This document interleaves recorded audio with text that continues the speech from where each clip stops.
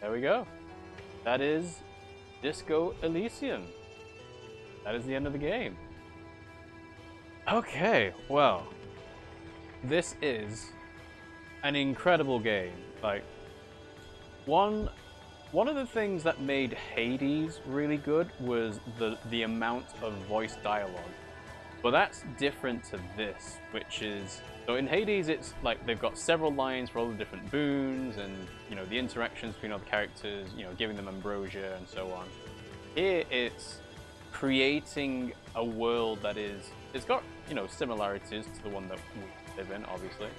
But creating things like the 2mm hole in the world, the pale between the Asolas, you know, just the interlinear phasmid. It's almost like science fiction in a way, where you come up with these concepts and then you try and sort of integrate them in how would it work in the real world. But obviously, science fiction, you've got a lot more freedom, you can take liberties with things. Whereas here, you're putting things together because you've got amnesia, and it fits together seamlessly. I am a little disappointed that we got to the end of the game without having Kitsuragi there. But I really like the journey that Kuno has been on. And I like the idea of Kuno being here on the final bit. I don't know whether we can actually have Kitsuragi and Kuno on the final island together. I would imagine probably not. But it felt natural as a way for the story to end is, do you have Kitsuragi with you? Does he survive the shootout? Whereas having Kuno there is like you're building up the next generation. Like I really like that as a concept. Because at the end of the day, this is basically, it's a detective. I don't know whether it's noir necessarily, but it's a detective story. So the whole driving point is to solve the case, right?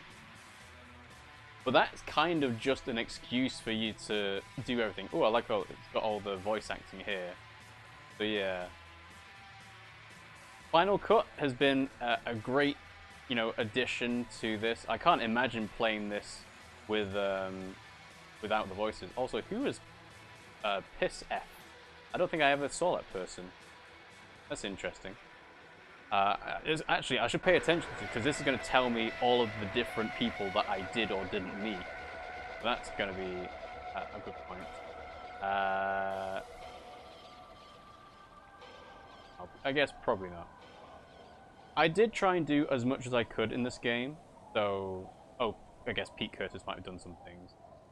Yeah, I did try and do as much as I could. I know I missed out some things, like the very first quest, which is singing karaoke in a game that is all about disco.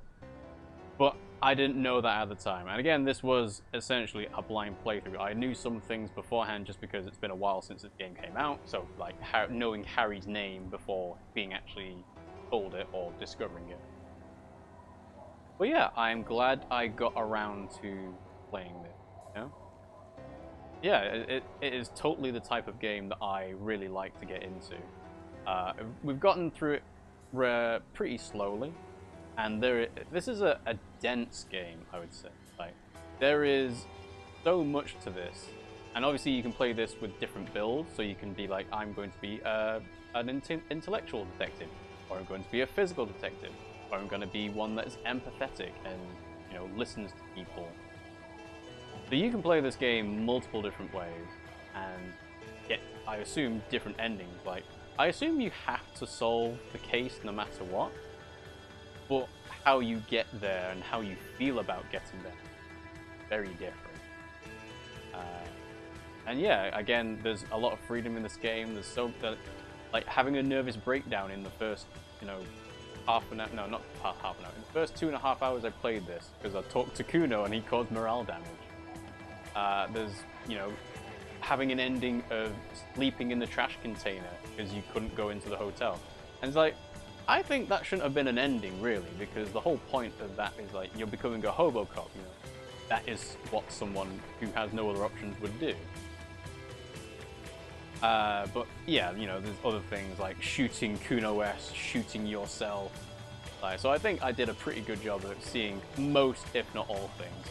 And I would also like to say that I did play through this mostly as a one-shot, so I didn't go back and, you know, redo dice rolls and save scumming and so on. I did it a couple of times for crashes, because obviously we're playing the PS4 version, so there were some instability. And I only did it without crashes to get the body down. But that was interesting because we actually found out the true cause of the murder.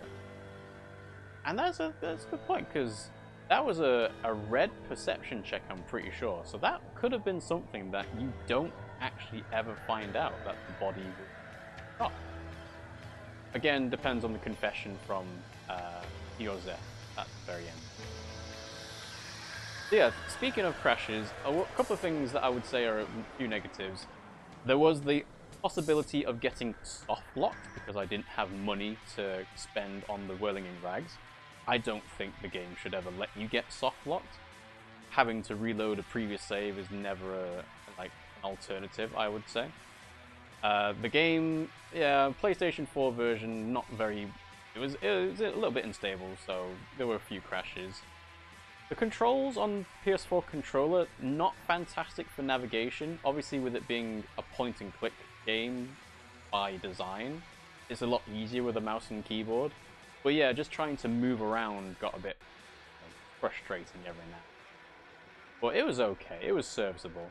I did actually consider playing this on the Switch, and that would have been a lot worse. I can anticipate that would have been having a lot more loading times, a lot longer loading times, and possibly even more crashes, because I've seen some games that have not done very well with performance. And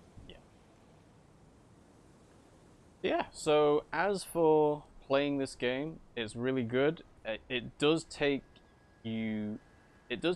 a lot of effort to immerse yourself into it. Like, you could play this game, just kind of skip all the dialogue and brute force it, like, you know, play as a physical detective and not pay attention to dialogue and stuff like that.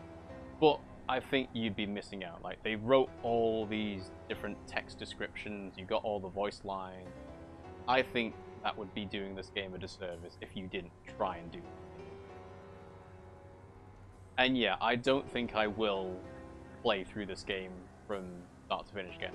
I do think I'll try the shootout again, just to see what happens if you do succeed that check on Raul Cortana.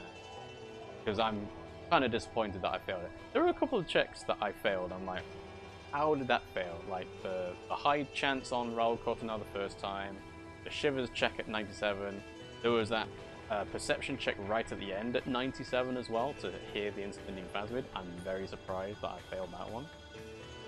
But, you know, like you say, there are different ways to play this game, and I imagine based on how you build your character, your detective, you will see different things.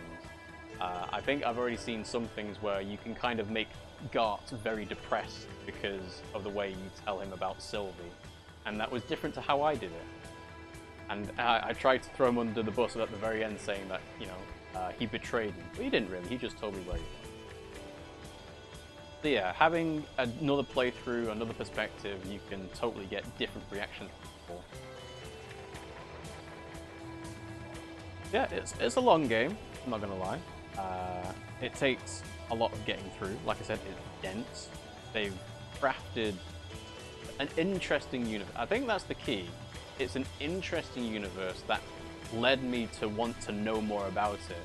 It wasn't, you know, surface level saying, yeah, here's this, here's that. It was something that I wanted to know more about. So I would have gone through all the dialogue options anyway, just to see everything in one playthrough. But talking to Joyce and getting a reality lowdown was interesting. You know, all the different sort of metaphysical, intangible things to talk about, like the light-bending mega rich guy. You know, there's just fun concepts that people, you know, get to explore. Yeah, no, if you are into detective or text-based adventure games, point-and-click games, I heavily recommend getting and playing Disco Elysium. Mankind, be vigilant, we love you.